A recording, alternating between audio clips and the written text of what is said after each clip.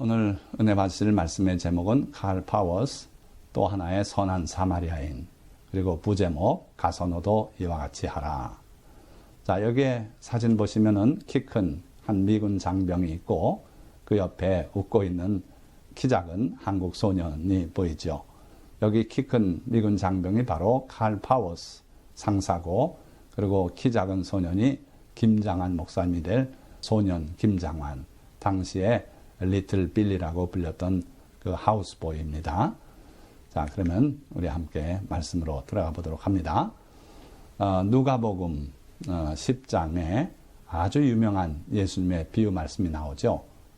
그 비유 제목을 흔히들 선한 사마리아인의 비유라 이렇게 말씀들 하는데, 실제로 성경 본문을 자세히 살펴보셔도 선한이란 말은 전혀 나오질 않아요.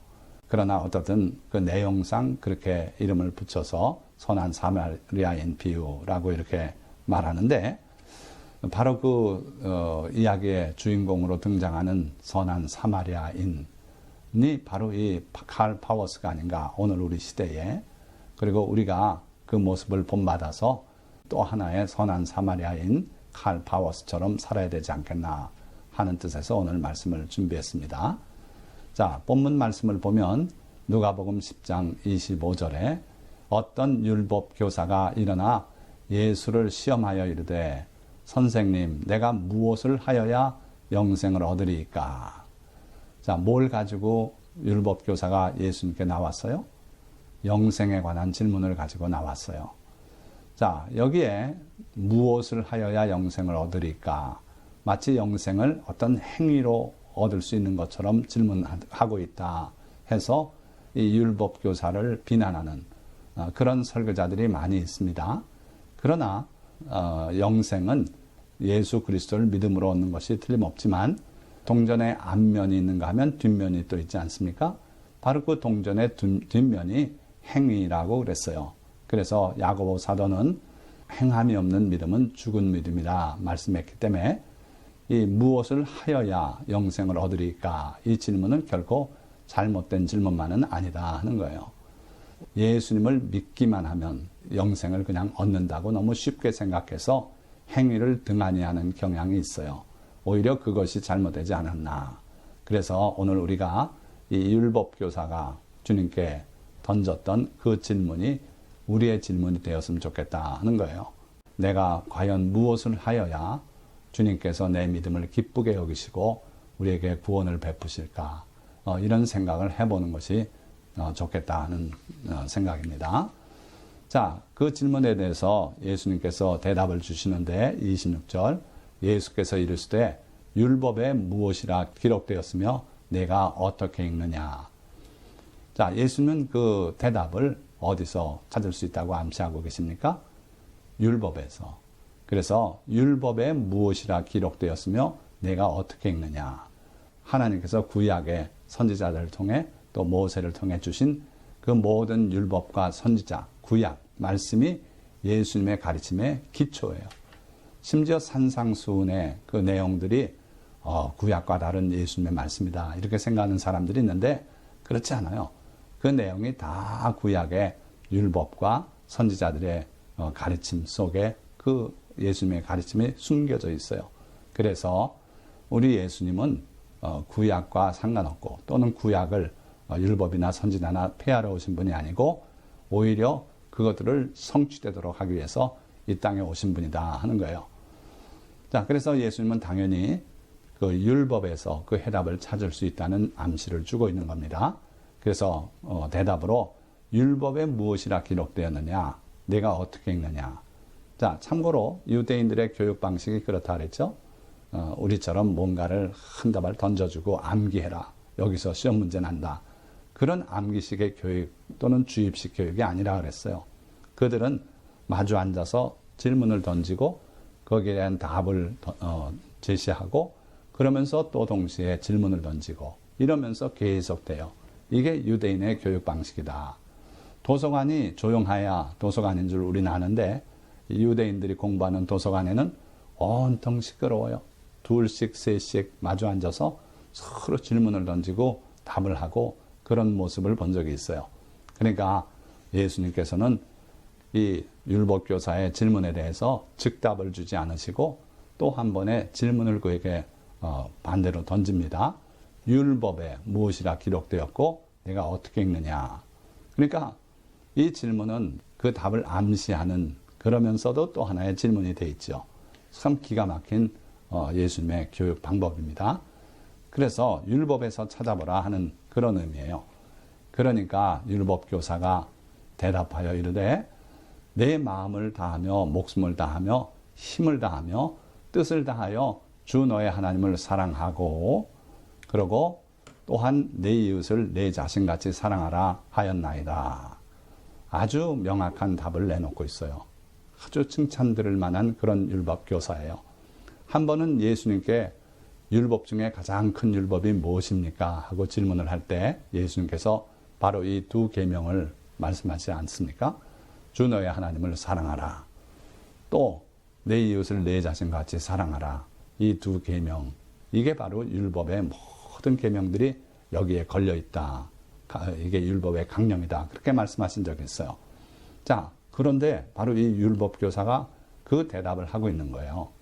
그러니까 첫째는 내 마음을 다하며 목숨을 다하며 힘을 다하며 뜻을 다하여 주 너의 하나님을 사랑하라는 거죠.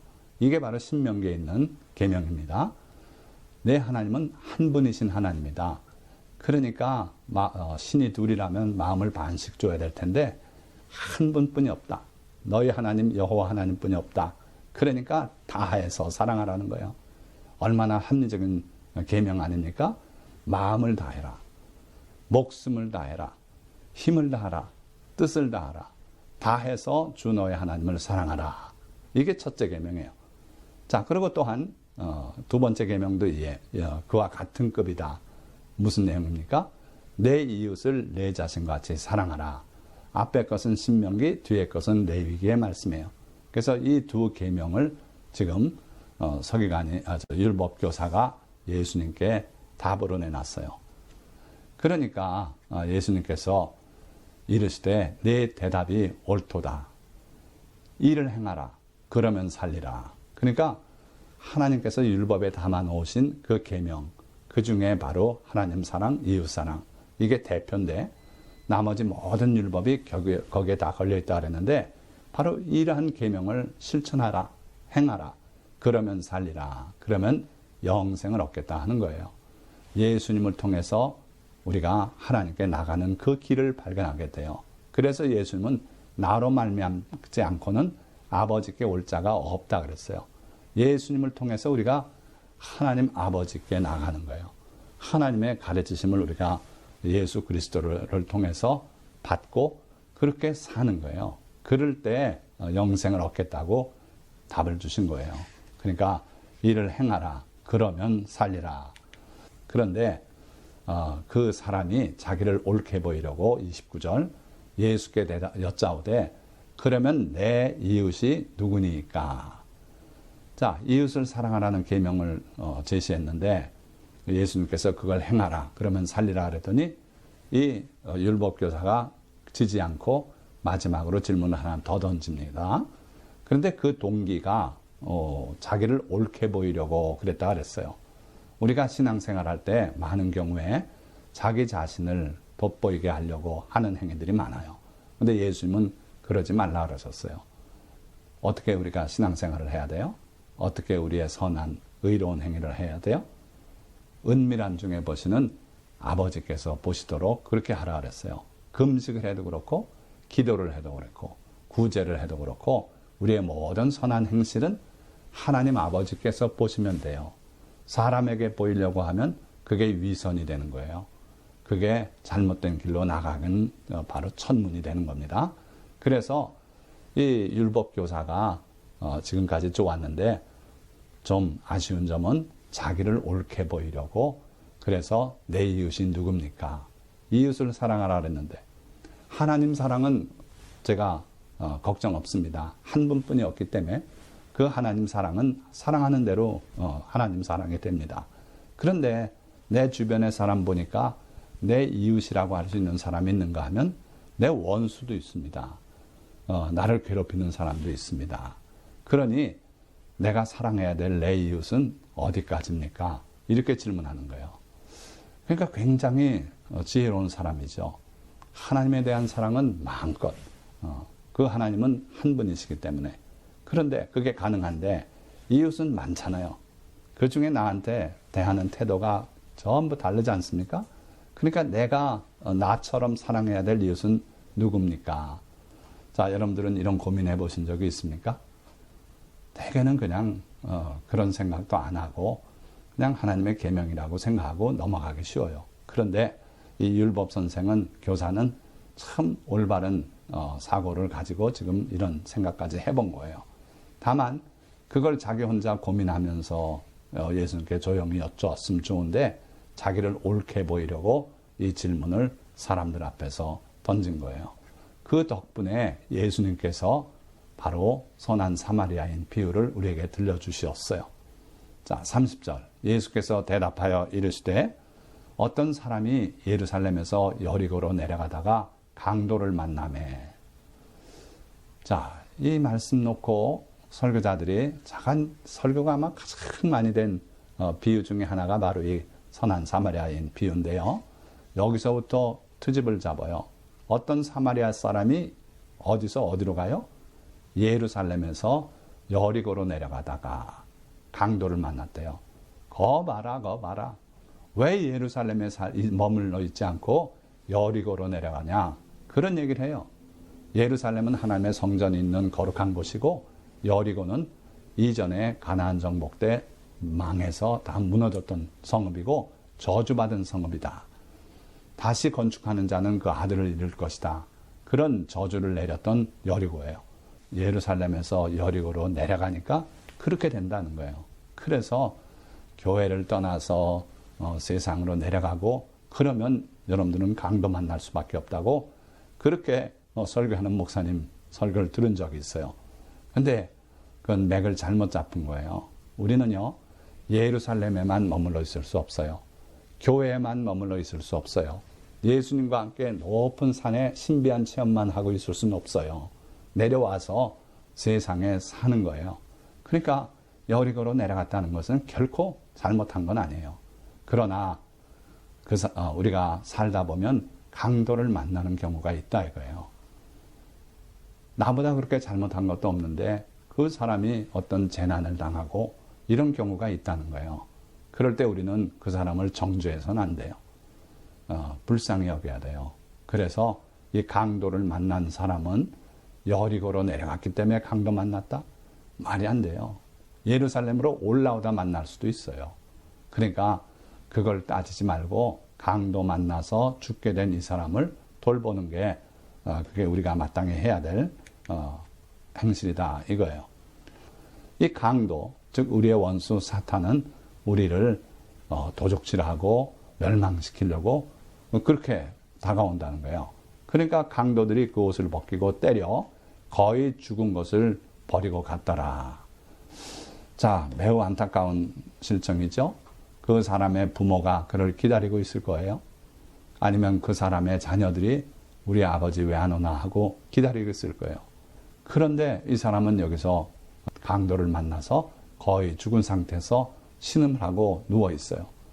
자, 그때 세 사람이 그 옆으로 다가오는데 첫째 사람, 마침 한 제사장이 그 길로 내려가다가 그를 보고 피하여 지나가고, 또 둘째 사람, 또 이와 같이 한 레위인도 그곳에 이르러 그를 보고 피하여 지나가되.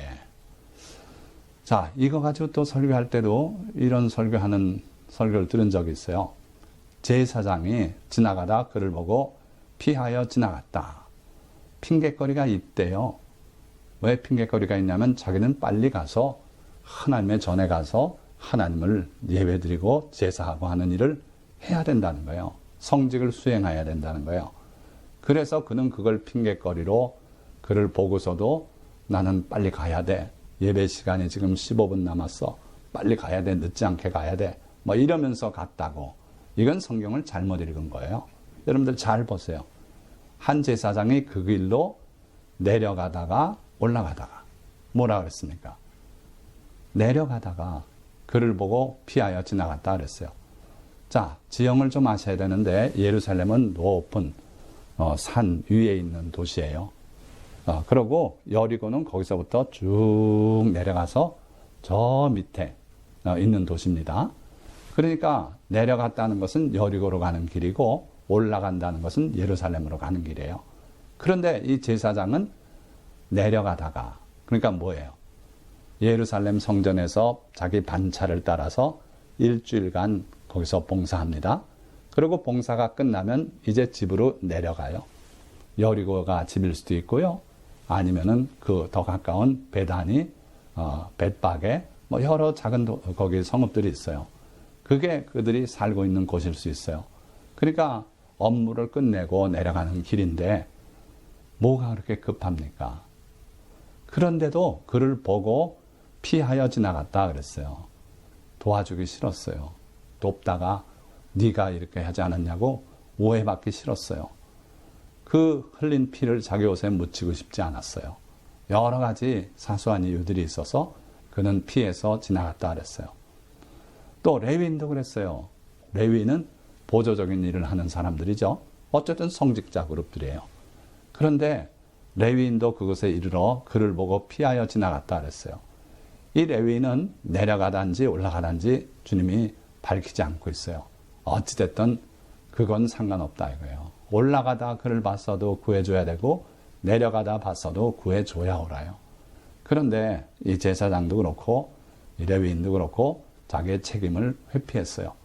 구약의 하나님 말씀에는 죽게 된 자를 건져주지 아니하지 말라 그랬어요. 그러니까 사람이 거의 죽게 되고 죽음으로 끌려가고 할 때는 그 사람을 건져줘야 된다는 거예요. 마치 쉰들러 리스트에 나오는 그 쉰들러처럼 그 사람이 아주 의로운 사람은 아니에요. 뇌물 주고 사업을 진행하고 막 이런 사람이지만 그 유태인이 가스실로 들어가는 걸 알고 그들을 구해내기 위해서 그는 많은 노력을 했어요. 그와 같이 죽게 된 사람들을 보거든 반드시 구해줘야지 노력이라도 해야지 모른 척 하지 말라는 게 하나님의 계명이에요. 근데 이들은 성직자인데도 불구하고 하나님의 계명대로 하지 않았어요. 자, 이제 세 번째 인물이 등장합니다. 어떤 사마리아 사람은 여행하는 중 거기 이르러 그를 보고 불쌍히 여겨 가까이 가서 기름과 포도주를 그 상처에 붓고 싸매고 자기 짐승에 태워 주막으로 데리고 가서 돌보아 주니라. 자, 이 세 번째 인물은 유대인이 아닙니다. 사마리아 사람이라 그랬어요. 이 사마리아 사람은 어떤 사람들인지 여러분들이 대충 알고 계시겠습니다만은 좌우간 전혀 다른 그런 종교를 만들어내고 또 혼혈인이 되고 말았어요.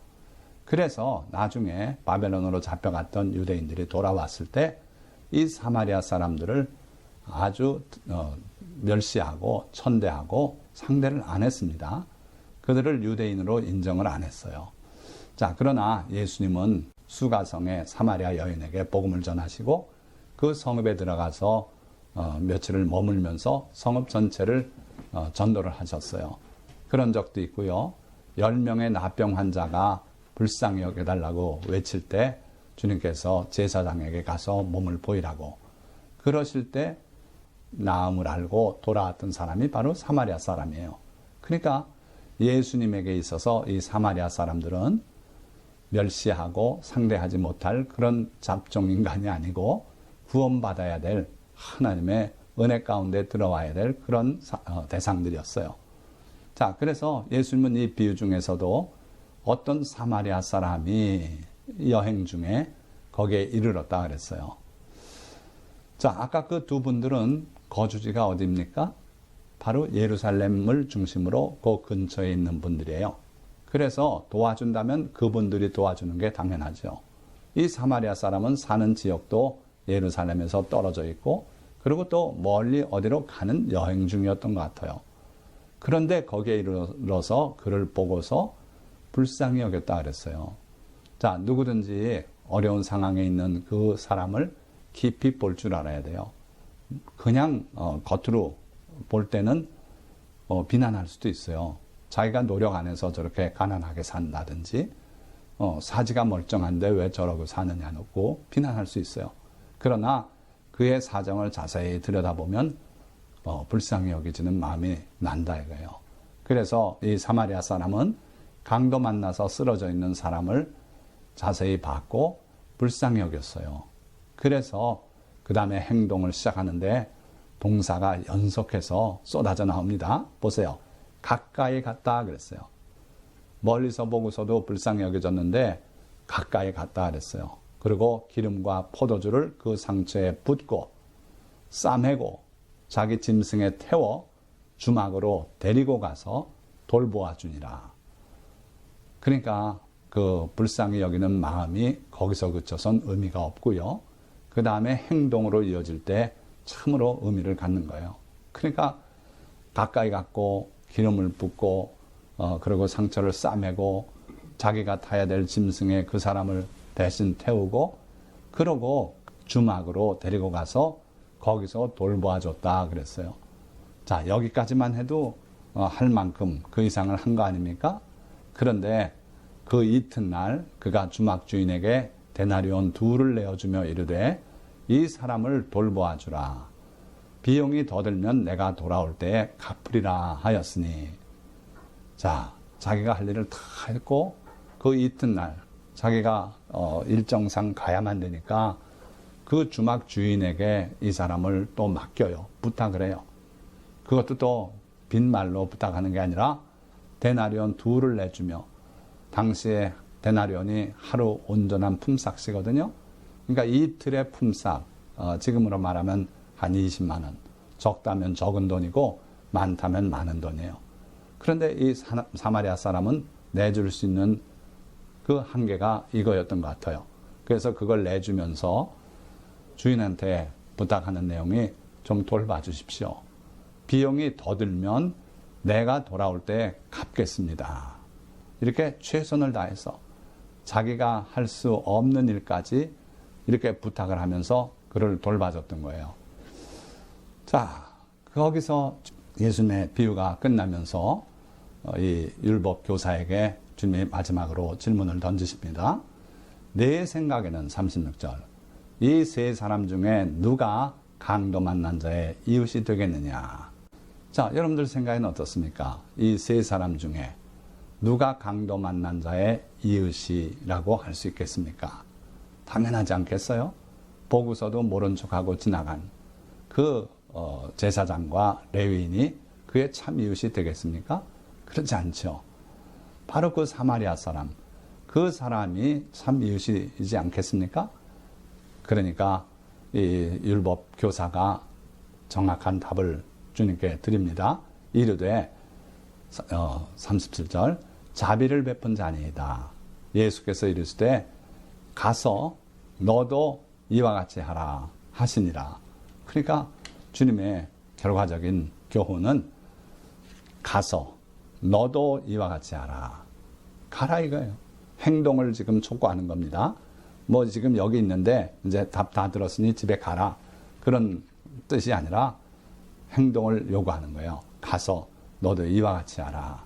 그러니까 이 율법 교사가 주님 앞에 나와서 내가 무엇을 하여야 영생을 얻으리까? 그 긴 대화가 여기서 끝이 나요. 그러니까 자비를 베푸는 게 바로 이웃이 되는 길이다. 이 사람의 질문은 누가 내 이웃입니까? 그렇게 물었지만 예수님은 내가 자비를 베풀면 그 사람의 이웃이 내가 되는 것이다. 그러니까 내가 자비를 베풀어서 그 사람의 이웃이 되어주고 그 이웃을 내 몸과 같이 사랑하라. 그렇게 한 단계 나간 교훈을 주고 계신 겁니다. 자, 뭐 제가 오늘 설교 말씀 장황하게 지금 드리고 있는 것 같은데 여러분들이 이 정도 생각은 다 가지고 계실 줄 믿습니다. 자, 그런데 문제는 이제 우리 삶에서 우리가 이걸 얼마나 실천하고 또 우리 주변에 과연 이 교훈대로 실천하고 사는 그런 사람이 있겠는가 하는 거예요. 그런 사람이 전혀 없다면 예수님의 이 교훈은 호황된 교훈이 될 수밖에 없죠. 자, 그런데 오늘 우리가 제목으로 봤던 그 칼 파워스 상사, 바로 그분이 이러한 이웃에게 다가가서, 고난당한 이웃에게 다가가서 그 자비를 베푼 그런 분이더라 하는 거예요. 여러분들 리틀 빌리라고 들어보셨습니까? 또 칼 파워스 상사에 대해서 알고 계셨습니까? 여기 사진에 있는 참 똘망똘망하죠. 나이가 드시고 이른이 넘고 80을 바라보는 나이인데도 보니까 상당히 얼굴이 동안이에요. 이분이 바로 리틀 빌리라고 불렸던 미군 부대의 하우스보이로 일했던 김장한 목사님. 자, 우리 민족에게 씻을 수 없는 그 아픈 상처가 있는데 그게 바로 6.25 전쟁 아닙니까? 한국 전쟁이라고 불리는. 그때 김장한 목사님은 미군 부대 구경 갔다가 거기서 하우스보이를 하게 됐어요. 그때 부르기 쉬운 이름을 빌리라고 이렇게 붙여줬고 키도 작고 해서 리틀 빌리라고 이렇게 알려졌어요. 이 리틀 빌리가 어느 날 하모니카를 불고 있는데 그때 맞은편 막사에 있었던 칼 파워스 상사가 이 소년을 유심히 바라봤어요. 바라보면서 마음속에 그가 갖고 있던 생각을 떠올립니다. 그게 뭐냐면 그도 가난한 미국인이에요. 나중에 보시면 알겠지만. 그런데 한국이 지금 전쟁 와중에 정말 많은 사람이 죽고 또 고아가 생기고 그런데 그 고아 같은 소년이 외롭게 하모니카를 불고 있는 모습을 보고 평소의 생각을 거기에 접목을 시켰어요.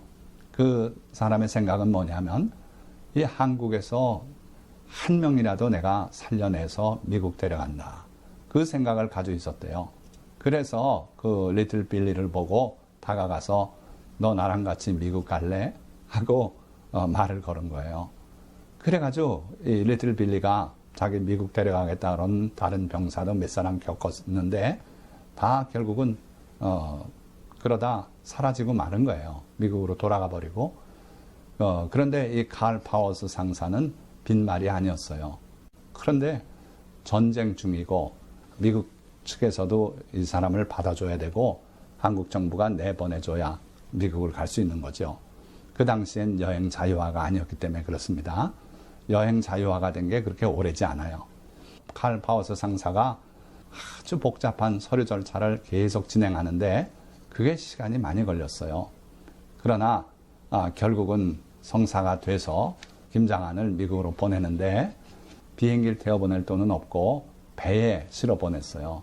그래가지고 배싹시 400몇 달러 되는 그 부산에서 떠나는 화물선에 김장한을 실어서 그렇게 해서 미국으로 샌프란시스코로 보냈는데 그때 김장한의 손에는 130달러가 전 재산이었고 또 그 칼 파워스의 주소가 적힌 쪽지 하나 이게 결국 모든 것이었다 그래요. 그래서 미국으로 갔고요. 거기서 결국은 10년 동안 공부를 해서 침례교 선교사가 돼서 귀국을 하게 돼요. 대학원까지 공부를 했어요.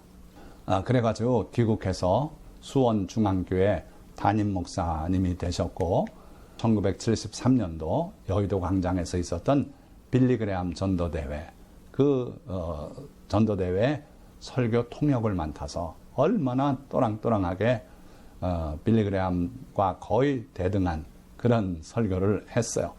통역이지만. 그래서 그 때를 계기로 많이 알려졌고 나중에는 침례교 세계연맹 총재까지 됩니다. 이 침례교는 세계적으로는 큰 교단이에요. 미국에서는 특별히 가장 큰 교단이 침례교단입니다. 그런데 그 미국 침례교가 아니라 세계연맹의 총재까지 돼요. 침례교 세계연맹은 성도가 1억 6천만이나 되는 거대한 교단이에요. 그래서 그 총재가 되고 우리나라보다는 오히려 세계에서 더 알아주는 대한민국이 배출한 몇 명 안 되는 기억할 만한 그 세계 기독교 지도자 중에 한 명이 되죠. 자, 그리고 극동방송 사장이 되어서 지금까지 일하고 계시고요. 자, 그 다음에 칼 파워스 상사는 누군가? KBS에서 김장한 목사님이 칼 파워스 상사를 방문하는 그 장면을 찍은 적이 있어요. 다큐멘터리로 그 내용을 잘 소개하고 있죠. 이미 나이가 70이 넘은 이 칼 파워스 상사를 다시 찾고 서로 반가워서 끌어안고 있는 이 리틀 빌리의 모습. 그 1951년도 사진과 거의 비슷하지 않습니까? 그 모습이, 우정이 거기 그대로 드러나 있어요. 자, 칼 파워스는요, 리틀 빌리를 위해 가진 것 그 이상을 준 가난한 미국인. 제가 제목을 그렇게 잡아봤어요. 단 한 명이라도 한국의 전쟁 고아를 미국으로 데려가서 교육을 시키겠다 하는 그 꿈을 실천하기 위해서 김장한 목사님을 결국 미국으로 불러들였는데, 문제는 그가 가난한 미국인이었다는 거예요. 제가 워싱턴 DC 근교의 연구소에서 연구 생활을 한 적이 있어요. 그때 저하고 늘 대화를 했던 그 한 테크니션 아주머니가 있었는데, 미국인이죠. 근데 그분이 늘 하는 말이 자기는 가난한 미국 사람이다. 그런 얘기를 자주 했어요. 그래서 뭐 그렇게 가난한 미국 사람이 있나 했더니 바로 이 칼 파워스가 그런 가난한 미국인의 전형이었어요. 그 당시에. 이분은 고등학교 졸업 후에 대학을 지나가지 못하고 경제 형편 때문에 군에 들어온 사람이에요. 그가 일본에 주둔하고 있는 동안 한국 전쟁이 터졌어요. 그래서 이 칼 파워스는 한국으로 파견이 돼서 전쟁의 소용돌이 속에 있게 됩니다. 그러면서 이 리틀 빌리를 초청을 해서 미국으로 데려갔는데, 이번에 칼 파워스의 그 생가로 갔어요. 가는데 비치는 장면들이 바로 저런 장면들이에요. 왼쪽에 조그만 오두막집들이 쭉 늘어서 있어요. 이 지역이 광산촌이에요. 버지니아 남서부의 조그만 이름 없는 도시인데 데인트라고 하는 도시입니다. 저런 동네예요. 그리고 그 중에서도 칼 파워스가 사는 집은 거기서 비포장도로로 한참 올라가서 막다른 길에 있는 조그만 오두막집이었어요. 이 집엔 또 화장실이 없어요. 집안에. 수도도 없어요. 그런 오두막집이에요. 그래서 화장실을 가려면 나가서 저 밖으로 가야 되는데, 우리 옛날 한국 그 시골집들이 그렇지 않았습니까? 근데 귀찮아서 저 창문 열고 거기다 쉬를 했다고 칼 파워스한테 얘기하니까 칼 파워스가 그제야 그 사실을 알고 그랬냐고 하면서 서로 웃는 모습이에요. 김장한 목사님이 나중에 큰 집회에서 설교하는 내용을 제가 잠깐 들었는데, 자기가 이 칼 파워스 집에 왔을 때 보니까 기가 막히더래요. 당시 한국만도 못한 산골집이었다고 얘기하니까 그 미국 사람들이 다 웃더라고요. 그러니까 수도가 없는, 물을 길어다 쓰고 샤워실도 없고 화장실도 없는 집이에요. 그런 가난한 미국인이었죠. 이 김장한 목사님을 칼 파워스가 초청을 했지만 결국은 그 집안에 들어가서 온 가족들이 사랑하고 돌보는 가운데 공부를 했어요. 그래가지고 고등학교부터 대학, 그리고 대학원까지 공부를 마치는데, 자, 여기 보시면 요한일서 4장 10절의 말씀인데, 사랑은 여기 있으니 우리가 하나님을 사랑한 것이 아니요 하나님이 우리를 사랑하사 우리 죄를 속하기 위하여 화목제물로 그 아들을 보내셨습니다. 사랑은 딴 데 있지 않습니다. 사랑은 가장 귀한 것을 주는 게 바로 사랑이다. 그래서 하나님은 우리에게 무엇을 주셨다고요? 그 아들을 보내주셨다 그랬어요. 칼 파워스가 빌리를 위해서 준 것, 또 그 가족이 빌리를 위해서 준 것을 보면, 첫째는 관심이었어요. 그리고 불쌍히 여김이었어요. 그리고 우정을 줬어요. 그래서 둘은 친구가 되었고, 그리고 노인이 될 때까지도 그들은 영원한 친구가 되었던 거예요. 자, 단지 친구에 그친 게 아니라 이 칼 파워스는 귀국 기회를 빌리를 미국으로 초청하기 위해서 포기하고 그 전장에 남았어요.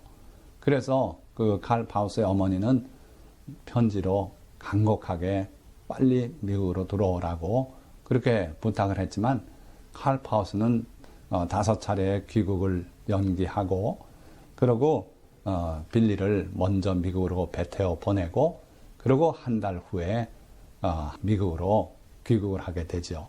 그러니까 칼 파워스는 빌리를 위해서 정말 귀한 것들을 주었어요.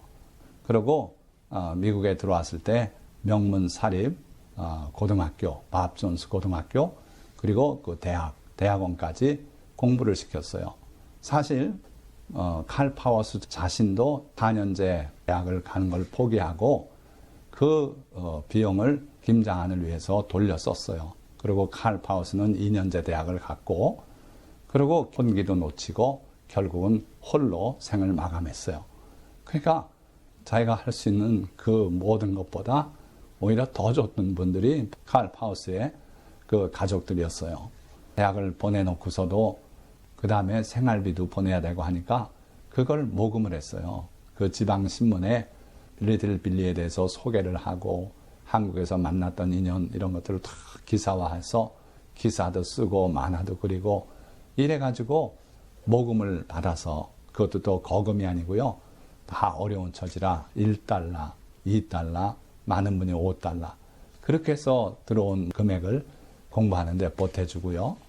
그래서 김장한 목사님이 나중에 하나님의 조건 없는 사랑이 바로 이런 거다, 그렇게 깨달았다고 고백을 했던 내용을 봤어요. 자, 그런데 그 아들 김요셉 목사님이 쓴 글을 제가 봤더니 자기 아버지와 같은 사람이 되는 것은 힘들다. 워낙 유명하고 세계적으로 알려진 분이기 때문에 그래요. 그런데 누구나 파워스 상사는 될 수 있다, 이렇게 글을 마감했어요. 근데 저는 그 글을 볼 때 동의가 되지 않더라고요. 칼 파워스 상사의 그 희생적인 사랑은 누구나 흉내내서 따라하기 힘들어요.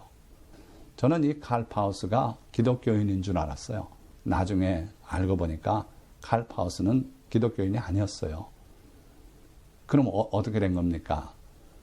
이 김장한 목사님이 신학을 공부하고 선교사가 되고 칼 파우스에게 전도를 했어요. 그래서 칼 파우스가 예수님을 영접하고, 그리고 김장한 목사님에게 침례까지 받고 이렇게 됐어요. 그러니까 우리가 생각하는 것처럼 기독교인이었기 때문에 김장한에게 선을 베풀고 이게 아니고, 마치 사마리아인처럼 빌리에게 자기가 가진 모든 것을 주었고, 그리고 가지지 못한 것까지 모금을 해서 그에게 베풀었어요. 그렇다면 도대체 이 칼 파우스가 어떻게 그런 위대한 사랑을 실천할 수 있었는가? 칼 파우스 자신의 고백은 그래요. 그가 이 박옥동 여사 빌리의 어머니죠. 어머니에게 당신의 아들을 나한테 맡겨주십시오.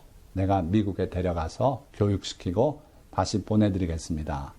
부탁을 했더니 어머니가 대답은 안 하고 한참 우시더래요. 그래서 이 칼 파워스는 그 흐르는 눈물 속에서 어머니의 대답을 자기는 보았대요. 그렇게 하고 그 어머니의 신뢰가 자기 인생을 바꿔놨다고 고백해요. 전 이런 사람 처음 봅니다. 자기가 위대하다고 생각하는 사람은 많아요. 그런데 이 칼 파워스 상사는 자기는 그런 사람이 못 됩니다. 그런데 이 어머니가 그 눈물을 흘리며 자기 아들을 혹시 또 다시 못 볼지도 모르는 그런 상황 속에서 칼 파우스에게 맡기면서 절대 신뢰를 보여주는 그 신뢰를 자기가 받고 나니까 자기가 변했다는 거예요. 그래서 생전에 받아보지 못한 그 절대 신뢰를 받고, 그래서 자기는 굳은 결심을 하고 이 빌리를 반드시 어머니에게 되돌려 보내야겠다 하는 생각을 가지고 있었어요. 그래서 그는 나중에 예수님을 믿고 늘 기도하는 사람이 됐는데, 그 어머니가 자기 아들을 다시 만날 수 있게 해달라고 늘 기도했다 그랬어요. 그래서 이 어머니의 그 눈물 속에, 그리고 자기를 신뢰해줬던 그 신뢰가 자기를 변화시켰다고 이렇게 고백해요. 자, 그러면 이 칼 파우스 상사가 받은 것은 어머니의 절대 신뢰 말고 또 뭐가 있었을까요? 보니까 요한복음 3장 29절에서 30절 말씀, 신부를 취하는 자는 신랑이나 서서 신랑의 음성을 듣는 친구가 크게 기뻐하나니 나는 이러한 기쁨으로 충만하였노라. 그는 흥하여야 하겠고 나는 쇠하여야 하리라. 그러니까 예수님은 점점 흥황하고 많은 사람들이 글로 몰려가고 자기한테 오던 사람들은 자꾸 줄고, 그럴 때 그 제자들이 그 얘기를 하니까 서서 그 신랑의 음성을 듣는 친구가 기뻐하는 것처럼 나는 그러한 기쁨이 내 안에 충만하다, 이렇게 고백했어요. 마찬가지로 칼 파워스 상사가 받은 것은 이런 기쁨이었어요. 그러니까 자기가 그렇게 애써서 미국으로 초청하고 그 어려운 형편에 그 가산을 다 동원해서 그렇게 교육을 시키고 했더니 얘가 나가서 지잘난 줄 알고 건방지게 살고 이게 아니라 훌륭한 목사가 되더라는 거예요. 그래서 점점 그렇게 하나님의 일을 감당하고 하는 그 모습에 그는 기뻤어요. 그리고 고등학교에서 영어 웅변 대회를 하는데 거기서 1등을 했어요. 그때 그 웅변 내용을 레코드판으로 학교에서 제작해 줬는데 그 레코드판이 닳고 이 칼 파워스는 그걸 틀고 또 틀고 또 틀고 그래서 김장한 목사님이 방문할 때도 그걸 또 들려줘요. 김장한 목사님도 그걸 보고 감동했다 그래요. 자기가 1등 했던 그것 때문에 감동한 게 아니고 자기의 그 1등한 그 내용을 기뻐하면서 그걸 또 듣고 해서 레코드판이 아주 낡아버리도록 저렇게 듣는 그들의 사랑이 자기를 감동시켰다고 그렇게 말하더라고요. 자, 그러니까 우리가 뒤에서 주님을 섬기고 그럴 때 우리에게 오는 기쁨이 있어요. 주님의 나라가 확장되고 할 때 그게 여러분들의 기쁨이 되시기를 주님의 이름으로 축원드립니다. 자, 그와 같은 기쁨을 누렸던 분들이 있는데 성경에 기록이 되어 있는데 멀리서 바라보는 여자들도 있었는데 마가복음 15장 40절 41절 말씀이에요. 이들은 예수께서 갈릴리에 계실 때 따르며 섬기던 자들이요. 예수님이 십자가에 못 박힐 때 가까이 못 가고 멀리 있으면서나마 그 예수님의 최후의 모습까지를 놓치지 않고 바라보던 그 여인들이 있었다 그랬어요. 이 여인들은 예수님께서 갈릴리에 계실 때부터 따르며 섬기던 자들이라 그랬어요. 그 섬기는 분들은요, 참되게 섬기는 그분들에게는 이렇게 그 예수님의 잘 되실 때도 그러나 또 고난에 계시고 그럴 때도 주님을 떠날 수 없고 그 주님의 모습 속에서 그들은 위로를 받고 어떨 때는 슬픔을 같이 누리고 이런 분들이 있어요. 여러분들도 이런 사람들이 되시길 바랍니다. 주님을 여러분들이 진정으로 섬기고 희생적으로 섬길 때 주님으로 인해서 오는 기쁨이 있어요. 이와 같은 기쁨이 바로 칼 파워스의 기쁨이었다 하는 거예요. 그리고 또 성도 칼 파워스가 받은 게 무엇이 있을까? 예수님께서는 선지자의 이름으로 선지자를 영접하는 자는 선지자의 상을 받을 것이요 의인의 이름으로 의인을 영접하는 자는 의인의 상을 받을 것이라고 말씀하셨어요. 이게 무슨 뜻입니까? 선지자가 선지자이기 때문에 내가 영접하면 나중에 상을 받을 텐데 영접상을 받는 게 아니라 선지자상을 받는데요. 선지자와 같은 상을 나에게 주신대요. 의인의 이름으로 의인을 영접하는 자. 그러니까 저 사람이 의인이기 때문에 하나님의 종이기 때문에 내가 그를 영접하면 내가 그 상을 받는데요. 그분이 받을 상을. 그러니까 칼 파워스가 2013년에 하나님의 부름을 받고 천국을 가셨는데 천국 가서 받은 상이 뭘까? 뭐겠습니까? 우리가 모르는 여러 가지 상이 있겠지만 바로 김장한 목사가 하나님 앞에서 받을 그런 상을 이도 받는다는 거예요. 이게 예수님의 상의 비밀입니다. 그러니까 우리가 큰 위대한 인물이 되고 그랬을 때만 상 받는가? 아니에요. 그 사람이 그 일을 하는데 내가 힘을 합치고 그를 위해서 내가 뭔가 희생을 하고 작은 일이라도 한 것이 있음 그분이 받는 그 상을 우리도 받을 것이다 이거예요. 그럼 여러분들이 천국 가서 상을 받을 때 정말 이 상을 왜 나에게 줍니까? 뭐가 잘못된 거 아닙니까? 그런 순간이 있을 것이라는 거예요. 그래서 이 칼 파워스는 김장한 목사가 받을 상, 거기에 김장한 상이라든지 뭐가 그와 연관된 그런 표시가 있을 텐데 그 상을 칼 파워스도 같이 받을 것이다 하는 거예요. 자, 말씀을 맺겠습니다. 칼 파워스는 한 가난한 미국인이었지만 예수님의 비유 속 사마리아 사람처럼 빌리에게 다가와 그를 전쟁과 가난의 소용돌이 속에서 건져내었고 가진 것 이상을 내주며 하나님의 무조건적 사랑을 보여주었습니다. 그 결과 빌리는 주님을 영접하게 되고 위대한 하나님의 종이 될 수 있었습니다. 비록 칼 파워스의 이름이 김장한 목사님에 가려지고 잊혀질지라도 그는 하늘나라에서 영원토록 별과 같이 빛나며 하늘 영광을 누리고 있을 것입니다. 칼 파워스의 삶은 우리에게 우리도 그처럼 또 하나의 선한 사마리아 사람이 될 수 있음과 마땅히 그렇게 되어야 함을 말해주고 있습니다. 여러분들도 오늘 설교 말씀을 다시 한번 생각하시고 칼 파워스와 같은 그러한 또 하나의 선한 사마리아인이 되시기를 주님의 이름으로 축원드립니다. 기도하겠습니다.